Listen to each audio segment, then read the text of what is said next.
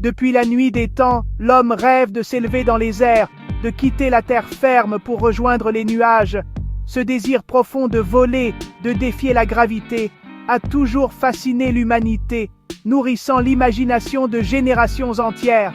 Les mythes comme celui d'Icare, qui s'est approché trop près du soleil, témoignent de la force et de l'ancienneté de ce rêve universel. Partout dans le monde, des légendes racontent des hommes qui tentent de voler.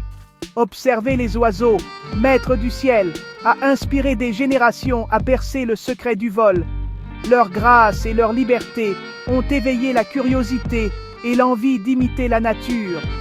Ce rêve n'était pas qu'une simple envie de liberté, mais aussi une quête de connaissance, de dépassement de soi et de compréhension des lois de la nature. S'élever dans les airs, c'était imaginer le monde autrement, explorer l'inconnu, découvrir de nouveaux horizons et repousser sans cesse les frontières du possible. Malgré les échecs, les chutes et les moqueries, des rêveurs passionnés ont persévéré, refusant d'abandonner leur ambition de voler. Leur passion, leur ingéniosité et leur détermination ont bâti les fondations de l'aviation moderne, transformant l'impossible en réalité. Grâce à eux, l'humanité a fini par conquérir le ciel, ouvrant la voie à de nouvelles aventures et à une vision du monde sans limite.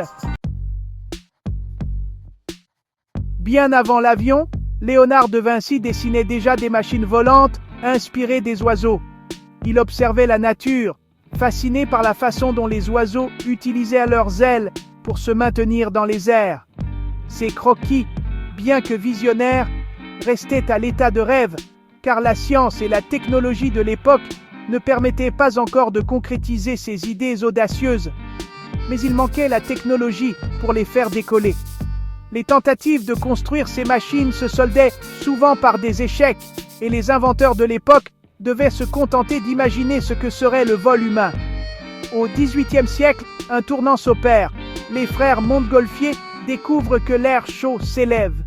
En observant la fumée monter, ils comprennent qu'il est possible de faire flotter un objet dans les airs grâce à la chaleur. Leur montgolfière s'envole à Annonay en 1783, marquant le tout premier vol humain de l'histoire. C'est un événement qui émerveille la foule et fait sensation dans toute l'Europe. Ce ballon, guidé uniquement par le vent, ouvre l'ère de l'aérostation. Pour la première fois, l'homme quitte le sol et découvre la sensation de flotter dans les airs, porté par les courants. Rapidement, l'envie de contrôler la direction pousse les inventeurs à chercher mieux. Ils imaginent des systèmes de gouvernail, des hélices et rêvent de naviguer dans le ciel comme sur la mer. Le défi devient alors de créer une machine plus lourde que l'air et véritablement pilotable, capable de s'élever et de se diriger à volonté, sans dépendre du vent. Les recherches s'orientent vers les ailes fixes et les moteurs légers.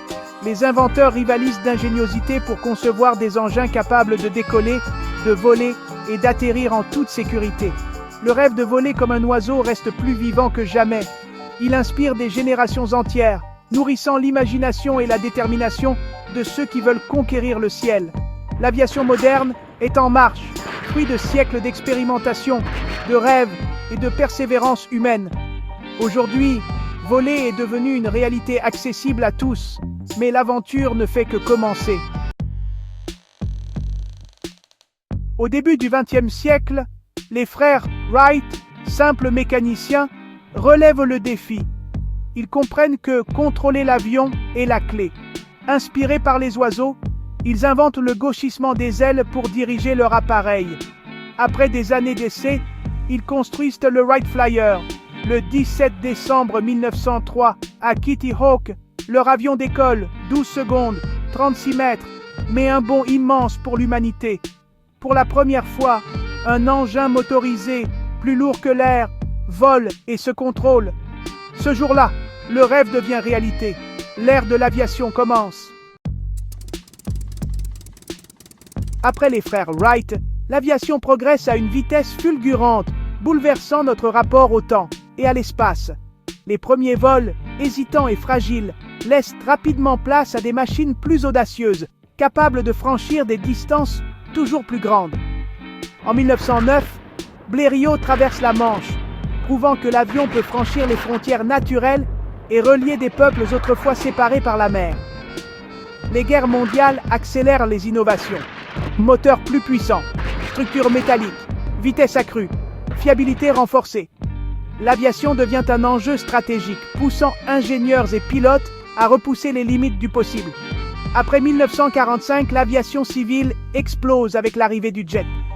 Les avions à réaction révolutionnent le transport, rendant les voyages intercontinentaux plus rapides et confortables que jamais.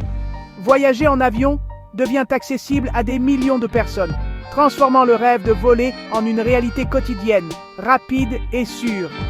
Les compagnies aériennes relient désormais les continents, tissant un réseau mondial. Le monde rétrécit, les distances s'effacent et de nouvelles opportunités s'ouvrent à tous.